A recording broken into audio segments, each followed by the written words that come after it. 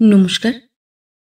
গল্পসঙ্গীত গল্পের আসরে সকল শ্রোতা বন্ধুদের স্বাগত জানাই।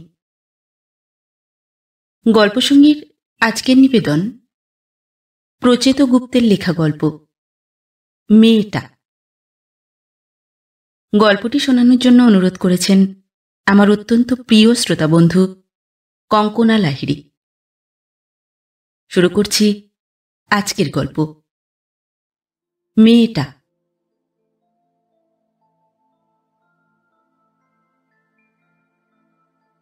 সুমিত্রা মেয়েটাকে প্রথম দেখতে পায় বারান্দায়। বারান্দা দিয়ে শান্তভাবে হেঁটে রান্নাঘরে ঢুকল। রাত তখন কটা, ঠিক কটা বলা কঠিন, 2 থেকে 2:30-এর মধ্যে যে কোনো একটা সময় হবে। প্রতিদিন এই সময়ে একটা মালগাড়ি যায়, অনেকক্ষণ ধরে যায়, ঘটাং ঘটাং ঘটাং, একটানা ভোঁতা একটা আওয়াজ। কোনো কোনো দিন মনে হয় এই আওয়াজ কোনো দিনই শেষ হবে না, চলতেই থাকবে। তখনও মালগাড়ি যাচ্ছিল, তার মানে 2টোর পর কোনো একটা সময়। অবশ্য কোনো কোনো সময় লেটও হয়। রাতের গাড়ি কাক ভরে পাস করে। পাঁচিলের ঠিক ওপাশেই রেল লাইন। প্রথম প্রথম ভয় করত, মনে হতো গায়ের উপর দিয়ে ট্রেন চলে যাচ্ছে। এখন আর হয় না, 3 মাসে অভ্যেস হয়ে গেছে। রেল লাইনের কাছে বাড়ি হলে যেমন আওয়াজের অসুবিধে, তেমনি আবার সময় জানার সুবিধে। ঘড়ি লাগে না, গাড়ির আওয়াজই বলে দেয় 8টা 26, 10টা 28 না 33। সময়ের সমস্যা না থাকলেও এ বাড়িটায় বাথরুমের সমস্যা আছে। লম্বা বারান্দা পার হয়ে এসে উঠোনে নেমে বাঁ দিকে কয়েক পা যেতে হয়। বারান্দা আর উঠোনের মাঝখানে গ্রিলের দরজা, তাতে সর্বক্ষণ তালা। সেই তালা খুলে যেতে হয়।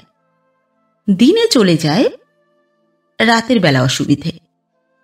বারান্দার আলোটা জ্বালতে হবে। কিছুদিন হলো সেই আলো আবার ঠিক মতো জ্বলছে না।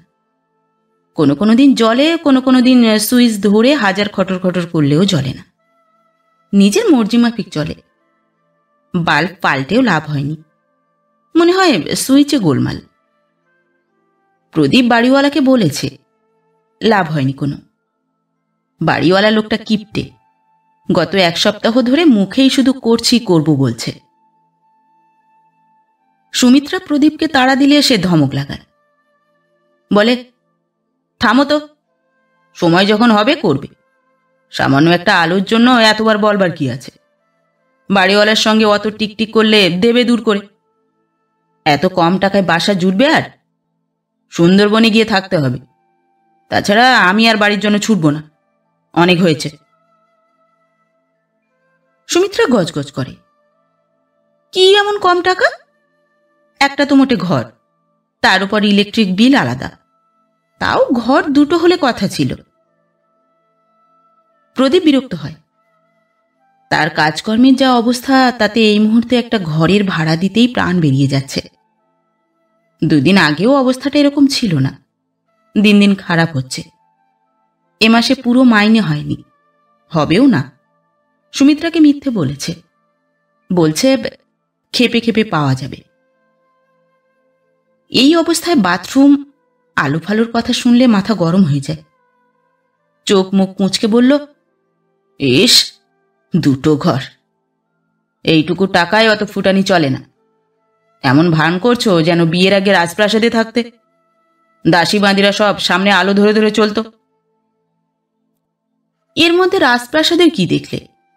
রাত বিরেতে বাথরুমে যেতে হয়, তাই বললাম।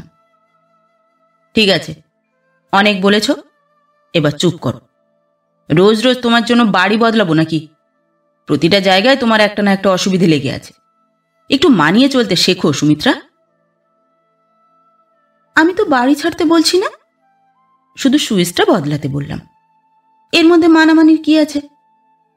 ঠিক আছে ঠিক আছে, অনেক হয়েছে। লেকচার বন্ধ করে এবার ভাত দাও, লেট হয়ে যাচ্ছে। এমনিতেই অফিসের অবস্থা খারাপ, উঠি উঠি করছে। শুনছি ছাঁটাই হবে। এরপর দেরি করলে আর রক্ষে নেই। অফিস উঠলে তোমার অবশ্য সুবিধে, ফুটপাতে গিয়ে থাকতে পারবে। ল্যাম্পপোস্টের তলায় জায়গা বেছো, অন্ধকার থাকবে না। সুমিত্রার খারাপ লাগে। খুব দ্রুত মানুষটা কেমন যেন হয়ে গেল। চট করে ধৈর্য হারিয়ে ফেলছে। একটা কথা বলেই রেগে যাচ্ছে।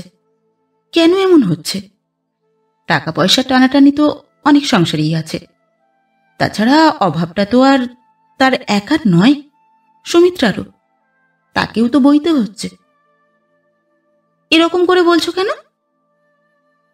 প্রদীপ প্রায় চিৎকার করে ওঠে। বলে, কি রকম করে বলবো? ছড়া কেটে, সুর করে? মাত্র কটা দিনের মধ্যে দুটো বাড়ি ছাড়তে হলো। তোমার জন্যই হলো। এইটা চলছে 3 নম্বর। এখানেও তুমি গোলমাল পাকাচ্ছ। এরপরও কিভাবে বলবো বলো, বলে দাও। এভাবে চলতে থাকলে ফুটপাত ছাড়া গতি থাকবে ভেবেছ? ঘটনা সত্য। আগের বাড়ি দুটো সুমিত্রার কারণেই ছাড়তে হয়েছে। প্রথমটা তো 3টে স্টেশন আগে ছিল। কলকাতা যাতায়াতে প্রদীপের সুবিধে হতো, সময় কষ্ট দুটোই কম হতো। বাড়িটাও মন্দ ছিল না, 2টো ঘর, একটা আবার একটু বড়। শুধু জলের একটা সমস্যা ছিল। বাড়ির সামনে টাইমের কল। সকালেই কটা বালতি তুলে চৌবাচ্চা ভরে নিলে দিব্যি চলে যেত। 2টো মানুষের সংসারে কি আর এমন জল খরচ। তবু বাড়িটা ছাড়তে হলো। শুধু ছাড়তে হলো না, ছাড়তে হলো 1 মাসের মধ্যে। অ্যাডভান্সের টাকাটাও নষ্ট হলো। সেই সময় টাকা পয়সার অবস্থা এতটা খারাপ ছিল না। জল তোলা কাছাকাছির জন্য একটা ঠিকের লোক রেখেছিল সুমিত্রা, রাধার মা। মোটাসোটা ভালো মানুষ গোছের মহিলা। ফাঁক পেলেই টুকটুক করে পান সেজে মুখে পড়ে। এইরকম একদিন পান সাজতে সাজতে বলল, পাড়াটা ভালো না বৌদি। ভালো না কেন? ভালো না কেন? বেশ শান্তই তো মনে হয়। ঝুট ঝামেলা নেই, 24 ঘন্টা মাইক বাজে না, চাঁদার হুজ্জুতি নেই। আমার বাবা শান্ত জায়গায় পছন্দ। রাধার মা আঙুলের ডগায় রাখা চুন জিভে দিয়ে বলে, না ভালো না। ওপরে ওপরে ঠিক আছে, তলে তলে ভালো না। কি বলছো বুঝতে পারছি না রাধার মা, ঠিক করে বলো। সুমিত্রার খানিকটা কৌতূহল হয়। রাধার মা গলা নামিয়ে বলে, কি বলবো, এখানে পকেটে টাকার গোছা নিয়ে লোক ঘোরে।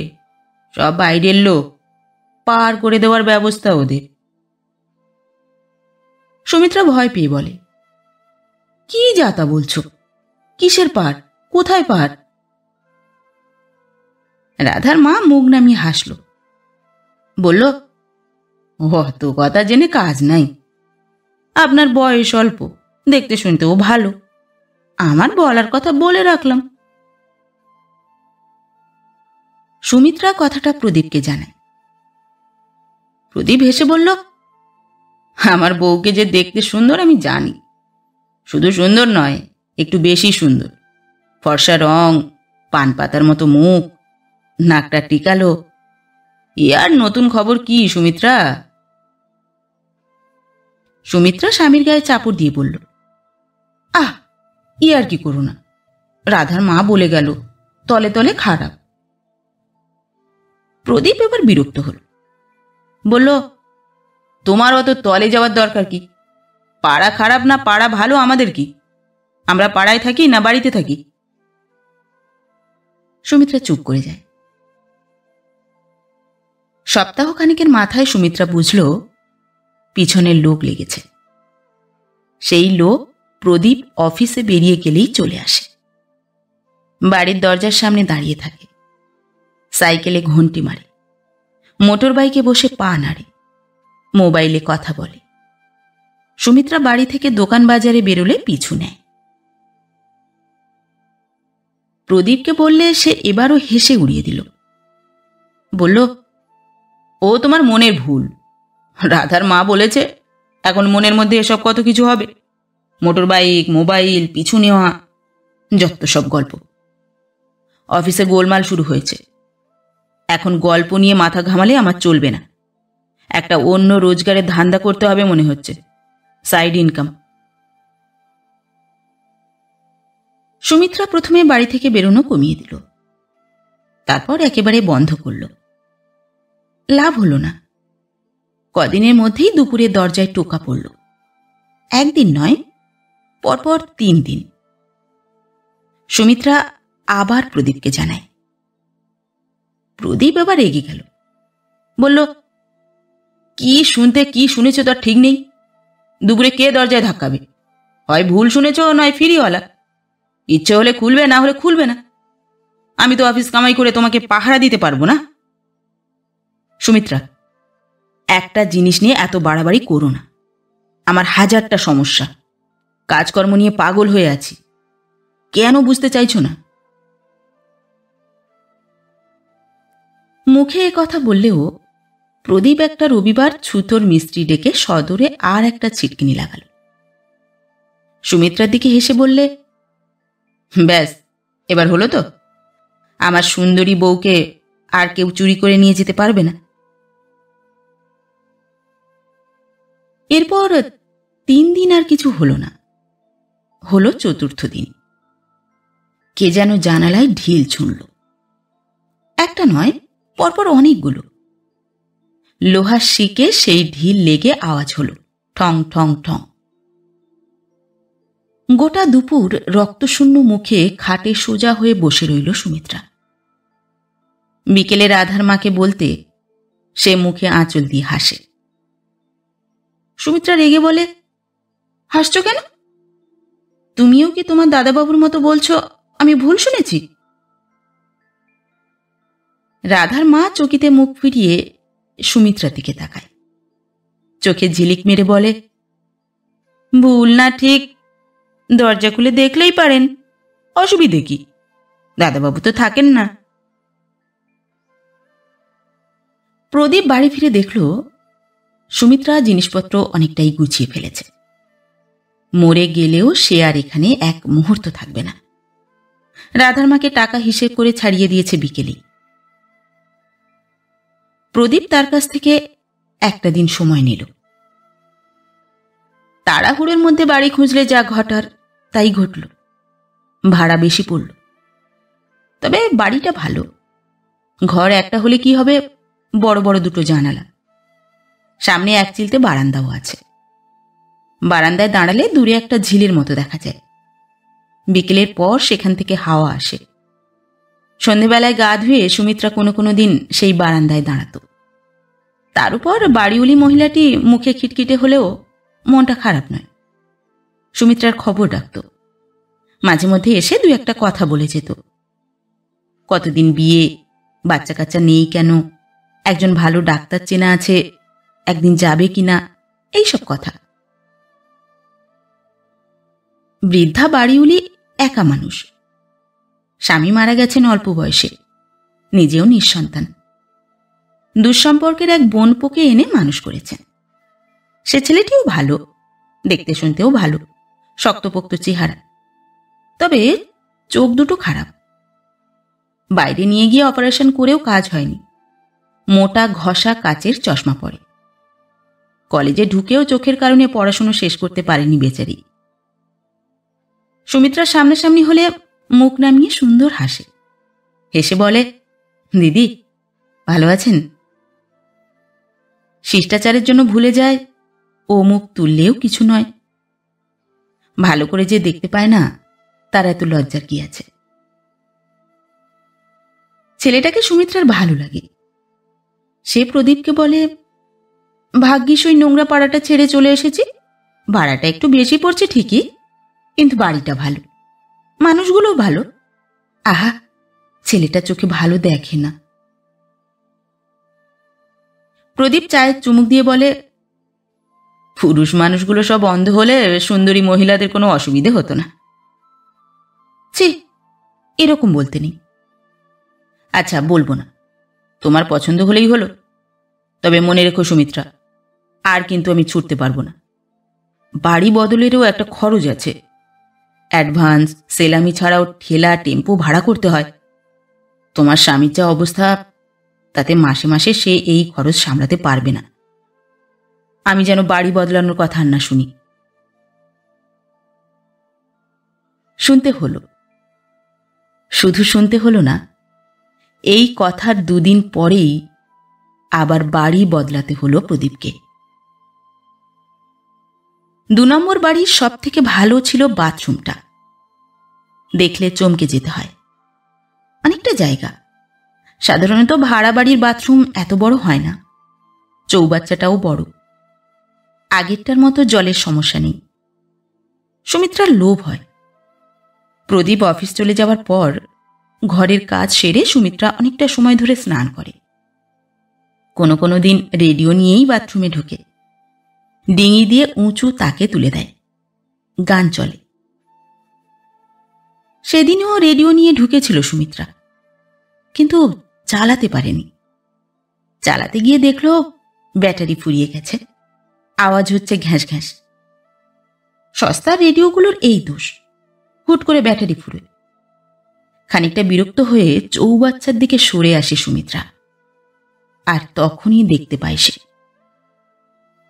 উল্টো দিকের দেওয়ালে উঁচুতে সবসময় বন্ধ থাকা জানালার কোণে একটা ফুটো, ছোট্ট ফুটো।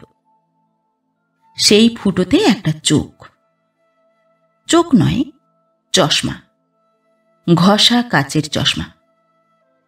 সেই চশমা স্থির হয়ে তাকিয়ে আছে। আবছা স্যাঁতসেঁতে অন্ধকারে দাঁড়িয়ে থাকা সুমিত্রার দিকে তাকিয়ে আছে।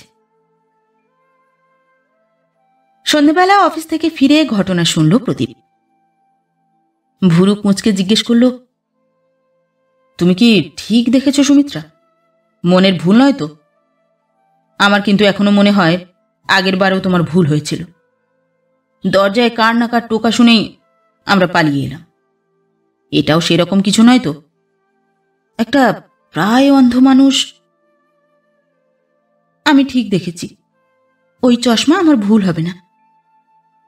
কই, আমি তো বাথরুমে কোনো ফুটো টুটো দেখতে পেলাম না। নিশ্চয়ই বাইরে থেকে ঢেকে দেওয়ার ব্যবস্থা আছে। শাড়ির আঁচলটা পিঠে ফেলে মুখ নামিয়ে বলল সুমিত্রা। প্রদীপ উঠে দাঁড়িয়ে শান্ত গলায় বলল, সরো সুমিত্রা, আমাকে যেতে দাও। ওপরে গিয়ে হারামজাদার চোখ উপড়ে দিয়ে আসছি। সুমিত্রা স্বামীর হাত চেপে ধরল। ফ্যাকাশে মুখে ফিসফিস করে বলল, কোনো লাভ নেই। যারা ওই চোখে দেখতে চায় তারা চোখ না থাকলেও দেখবে। তাছাড়া প্রমাণ করা যাবে না। তোমার মতোই লোকে শুনলে হাসবে, বিশ্বাস করতে চাইবে না। তার থেকে চলো বাড়িটা ছেড়ে চলে যাই। প্রদীপ প্রথমে অবাক হয়, তারপর রেগে ওঠে। আবার বাড়ি ছেড়ে দেব? তুমি কি পাগল হয়ে গেলে? আর কতবার পালাবো বলো তো সুমিত্রা? তোমার জন্য কি সারা জীবন পালিয়ে পালিয়ে বেড়াতে হবে? সুমিত্রা নিচু গলায় বলে, এটা আমার দোষ? একটা কদর্য মানুষ বাথরুম ফুটো করে, ছি ছি। প্রদীপ হাত ছুড়ে বলে, না, তোমার দোষ নয়। তোমার দোষ হবে কেন? দোষ আমার। গরিবের ঘরে সুন্দর দেখতে মেয়ে বিয়ে করে আনা যে কত বড় দোষ আমি হাড়ে হাড়ে টের পাচ্ছি। পৃথিবীর সব পুরুষ মানুষ শুধু তোমার সঙ্গে ফষ্টিনষ্টি করে। বকাঝকার পরেও প্রদীপ বাড়ি ছাড়তে বাধ্য হল, কারণ না ছেড়ে তার কোনো উপায় ছিল না। গোটা একটা দিন সুমিত্রা বাথরুমে ঢোকেনি। সে জানিয়েছে ওই বাথরুমে সে আর কখনোই ঢুকবে না। বারান্দার আলোটা আজ জ্বলেছে। বাথরুম থেকে ফিরে সুইচ নেবানোর ঠিক আগের মুহূর্তে সুমিত্রা মেয়েটাকে দেখতে পায়। পিছন থেকে দেখতে পায়। লম্বায় অনেকটা তার মতোই। সুমিত্রা বুঝতে পারল ভুল দেখেছে। এত রাতে একটা মেয়ে বাড়িতে কিভাবে ঢুকবে? ভাড়া বেশি হলেও এই 3 নম্বর বাড়ির দরজা টরজাগুলো শক্তপোক্ত। সদরে কাঠের পাল্লার পরও লোহার কোলাপসিবল আছে। বারান্দা থেকে উঠোনে নামার মাঝখানে গ্রিলের দরজায় তো সবসময় তালা। তাহলে এ মেয়ে ঢুকবে কি করে? আর ঢুকলেও অমন শান্ত ভঙ্গিতে বারান্দা দিয়ে হেঁটে রান্নাঘরের দিকে যাবেই বা কেন? ভুল দেখেছে, নিশ্চয়ই ভুল দেখেছে। এ বাড়িতে চোর ডাকাত ভূত ট্রুতের কোনো বদনাম নেই। 3 মাস তো কেটে গেল, কই এতদিন তো কোনো অসুবিধে হয়নি। পুরো 1 গ্লাস জল খেয়ে সুমিত্রা ঘরে এসে শুয়ে পড়ল। মালগাড়িটা কি যাওয়া শেষ করেছে? অনেকক্ষণ একটানা কোনো শব্দ হলে এটাই মুশকিল, থামলেও মনে হয় থামেনি। প্রদীপ হাত পা ছড়িয়ে মরার মতো ঘুমোচ্ছে। বালিশটা সরে মাথাটা কাত হয়ে আছে। সুমিত্রা সাবধানে মাথার তলায় বালিশটা গুঁজে দিল। আহারে, মানুষটার খুব ধকল যাচ্ছে। সংসারের চাপ, অফিসের চাপ, সব মিলিয়ে দুশ্চিন্তা। আজকাল কোনো সময়ই মেজাজ ঠিক রাখতে পারে না। অফিসে খুব গোলমাল চলছে। এ মাসে পুরো মাইনে হয়নি, বলছে খেপে খেপে দেবে। প্রথমটার পর তাও তো দেয়নি। রাগারাগি কি আর এমনি করে? তবে একটা ভালো কথা, চাকরির পাশে কি যেন একটা কাজের চেষ্টা করছে, ছোটখাটো ব্যবসা মতো। যদিও তাতেও টাকা দরকার। কোনো একটা বন্ধু কিছুটা দেবে বলেছে, বাকিটা নিয়ে চিন্তায় আছে। সন্ধেবেলাতেও বলছিল, টাকার জন্য আটকে যাচ্ছে সুমিত্রা। ব্যবসাটা শুরু করতে পারলে আর কোনো চিন্তা থাকবে না। 1 বছরের মধ্যে দাঁড়িয়ে যাবে। তখন শালা চাকরির মুখে লাথি। শুধু টাকাটা যদি পাই। কেন, তোমার এই বন্ধু নাকে সে দেবে না? আরে বাবা, আগে যেটুকু বলেছে সেটুকু দিক, বাকিটা দেখা যাবে। এই শোনো, বর্ধনকে একদিন ডাকবো বলেছি, খাওয়াবো। রোববার টোববার দেখে দুপুরে ডাকবো কোন। সুমিত্রা অবাক হয়ে বলে, বর্ধনকে? সে তুমি চিনবে না। ওই লোকটার হাতেই অর্ডার। আমার ব্যবসার ফিউচার। পরে ঘুষ টুস নেবে, তবে আগে থেকে একটু ইন্টিমেসি দেখিয়ে নি। বলেছি একদিন এসে আমার বউয়ের হাতে রান্না খেয়ে যান।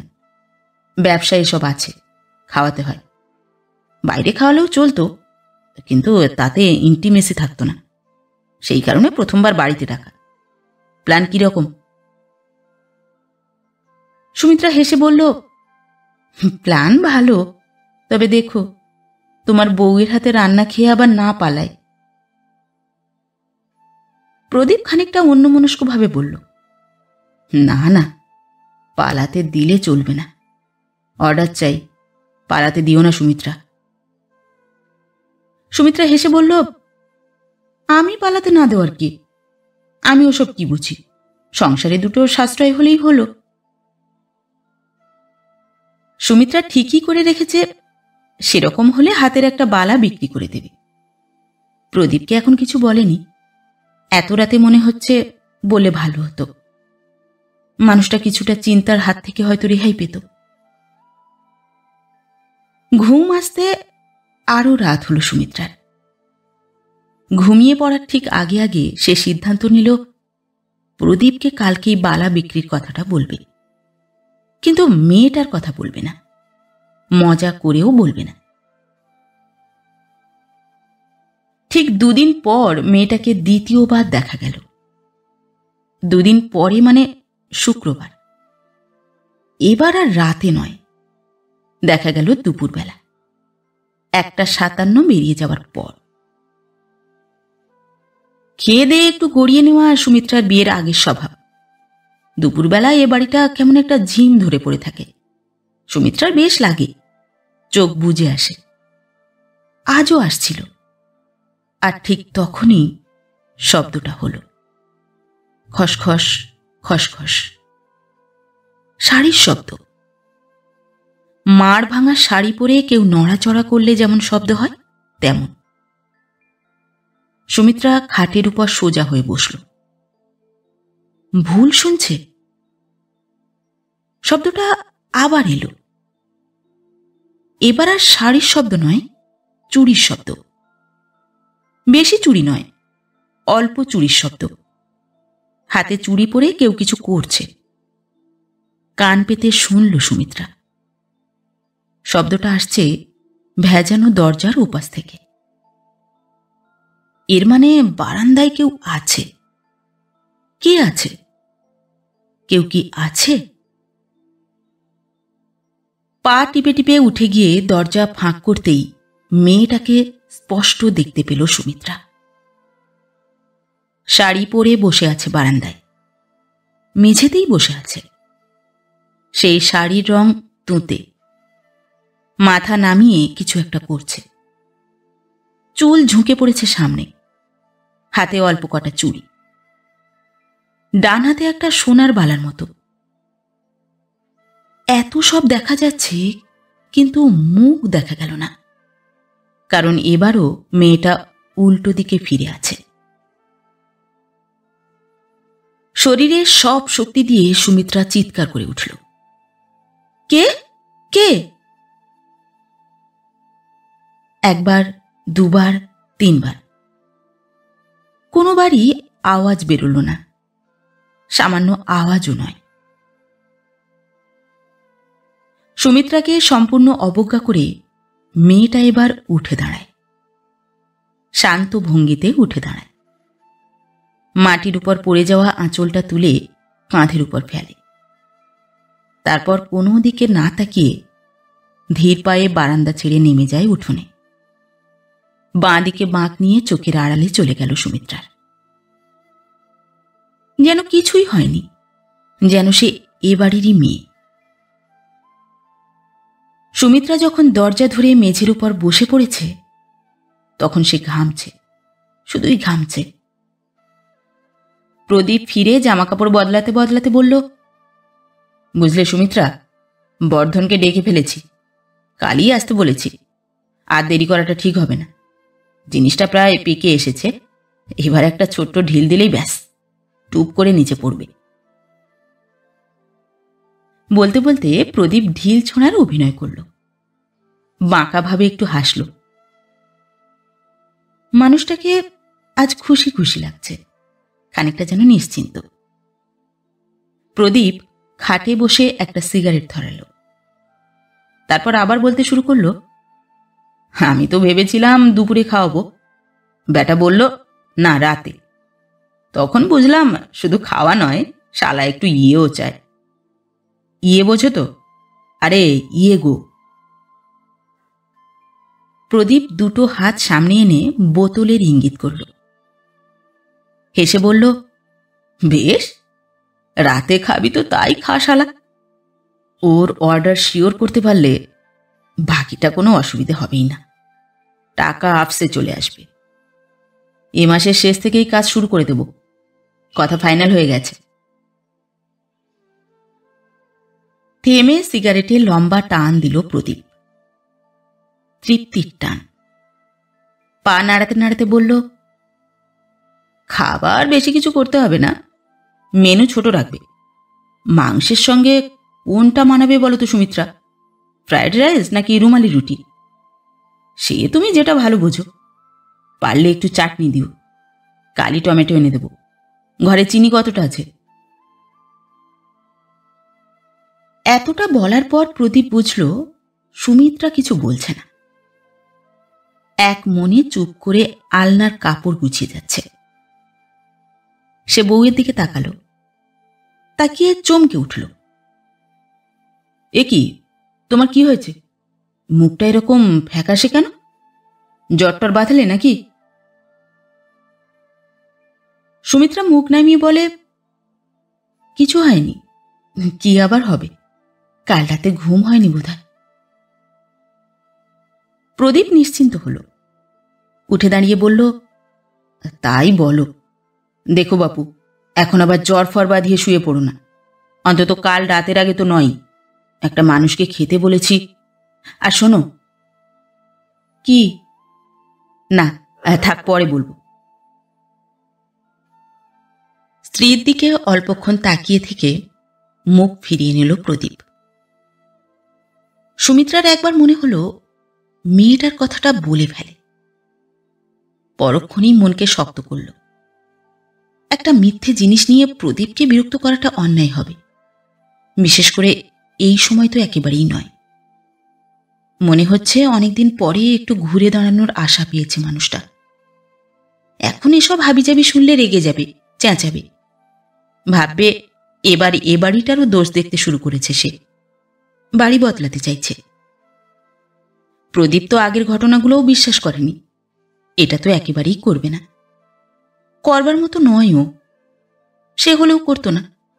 আজকালকার দিনে ভূতকে বিশ্বাস করবে? কেউ করে না। সে কি করে? করে না। রাতে সত্যি সত্যি জ্বর এলো সুমিত্রার। খেতে বসে বুঝল বেশি জ্বর নয়, শরীরে হালকা একটা গরম ভাব। রুটিগুলো নেড়ে চেড়ে তুলে রাখল। প্রদীপ ভুরু কুঁচকে বলল, কি হলো, খাবে না? না, ইচ্ছে করছে না, গাটা কেমন ম্যাজ ম্যাজ করছে, রাতে উপোস দিলে ঠিক হয়ে যাবে। প্রদীপ বিরক্ত হল, মুখ নামিয়ে খেতে খেতে বলল, কালই ওষুধ টষুধ খেয়ে ফিট হয়ে যাও, বাড়িতে একজন গেস্ট আসবে, আর তুমি জ্বর নিয়ে কাঁথা মুড়ি দিয়ে শুয়ে থাকলে। আর শোনো। প্রদীপ মুখ তুলল। চলে যেতে গিয়েও সুমিত্রা থমকে দাঁড়ায়।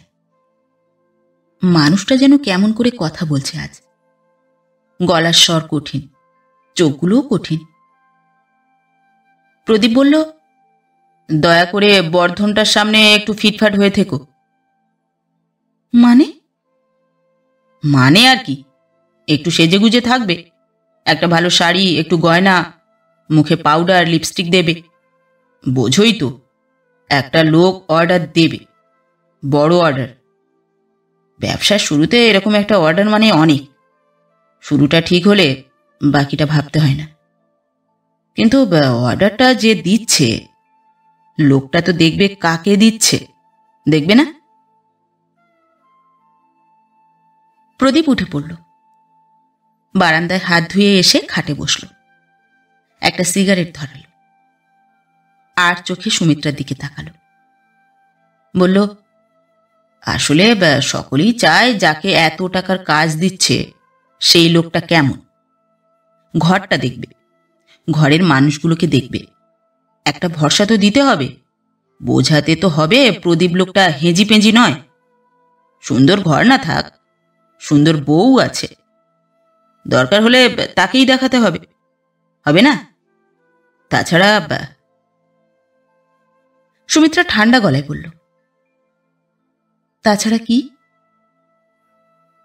প্রদীপ উঠে এসে বউয়ের সামনে দাঁড়াল, কাঁধে হাত রাখল, তারপর গলা নামিয়ে বলল, এই প্রথম তোমার স্বামীর একটা চান্স এসেছে, ঘুরে দাঁড়ানোর সুযোগ। এই সময় বর্ধনটা ফসকে না যায়। তুমি একটু লোকটাকে ম্যানেজ করতে পারবে না সুমিত্রা? প্রদীপের চোখ চকচক করছে। সুমিত্রা তার হাত কাঁধ থেকে সরিয়ে খুব নিচু গলায় বলল, পারব। কি করতে হবে বলে দিও। প্রদীপ হাসল, বলল, গুড, ভেরি গুড। রাতে সুমিত্রার ঘুম ভাঙল জ্বরের দাপটে। গা পুড়ে যাচ্ছে, গলা শুকিয়ে যাচ্ছে। সে ধরফর করে উঠে বসল বিছানায়।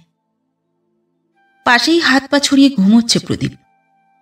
জানলা দরজার ফাঁক ফোঁকর দিয়ে আসা ছিটে ফোঁটা আলো এসে পড়েছে ঘুমন্ত মুখে। সুমিত্রা বুঝতে পারছে শরীরটা খারাপ লাগছে। প্রদীপকে ডাকবে, ডেকে জ্বরের কথা বলবে? মনে হচ্ছে বলা উচিত। এই শোনো, শুনছ? প্রদীপের গায়ে হাত দিয়ে নাড়া দিল সুমিত্রা। প্রদীপ প্রথমে বিরক্তিতে বলল, আহ। তারপর উঠে বসল, নাক মুখ কুঁচকে বলল, কি হয়েছে? সুমিত্রা ভেবেছিল স্বামীকে জ্বরের কথা বলবে, কিন্তু বলল অন্য কথা। গায়ে হাত রেখে বলল, আমার ভয় করছে। ভয় করছে? রাত দুপুরে ঘুম ভাঙিয়ে কি পাগলামি করছো সুমিত্রা? একটা মেয়ে, জানো, একটা মেয়ে এই বাড়িতে ঘোরে। প্রদীপ রাগে হিসিস করে ওঠে। কি? একটা মেয়ে বাড়ির মধ্যে ঘুরে বেড়ায়, ঢুকতে দাও কেন? আমি দিই না, সে নিজেই ঢোকে। দরজা জানালা বন্ধ থাকে, তাও ঢোকে। সুমিত্রা যেন খানিকটা ঘোরের মধ্যে বলে। প্রদীপ ঠোঁট বাঁকিয়ে হাসে, চাদর টেনে শুতে শুতে বলে, ও তাই বলো, ভূত। এবার তুমি কি বলবে আমি জানি সুমিত্রা। তুমি বলবে চলো বাড়িটা ছেড়ে চলে যাই, তাই তো? সুমিত্রা, আমার মনে হচ্ছে তোমার মাথার কোনো সমস্যা হচ্ছে। কাল বর্ধনের ব্যাপারটা ভালোই ভালোই মিটে গেলে আমি তোমাকে কলকাতায় নিয়ে যাব, ডাক্তার দেখাবো। তাও ভালো, এবার মেয়ে ভূত দেখেছ, পুরুষ নয়।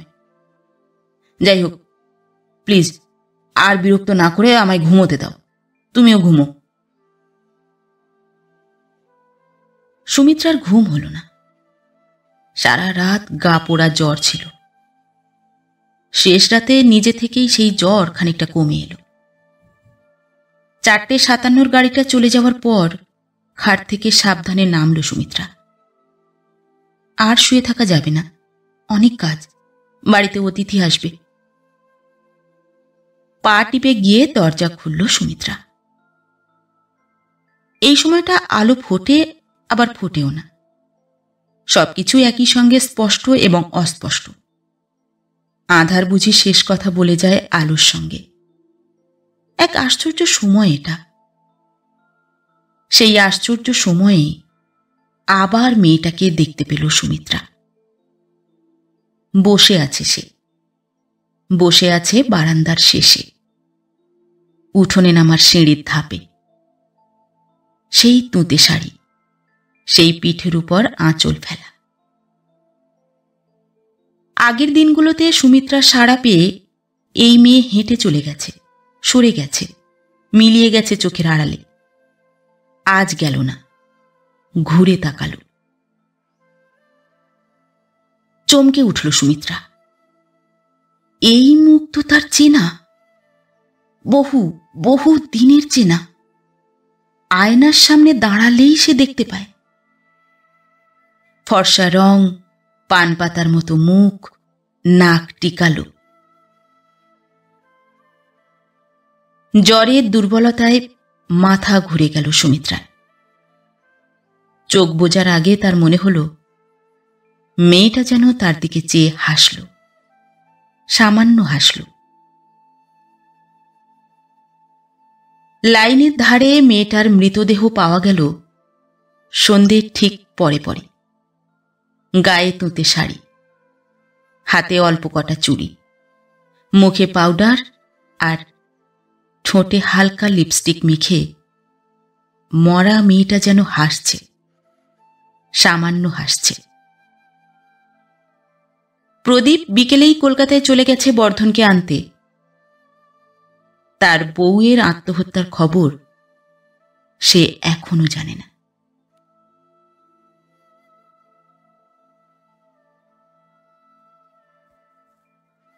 নমস্কার।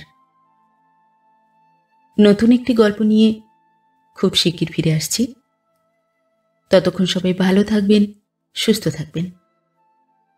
গল্প পাঠ কেমন লাগলো অবশ্যই কমেন্ট করে জানাবেন এবং ভিন্ন ভিন্ন স্বাদের অডিও স্টোরি শোনার জন্য অবশ্যই চ্যানেলটি সাবস্ক্রাইব করবেন। ধন্যবাদ।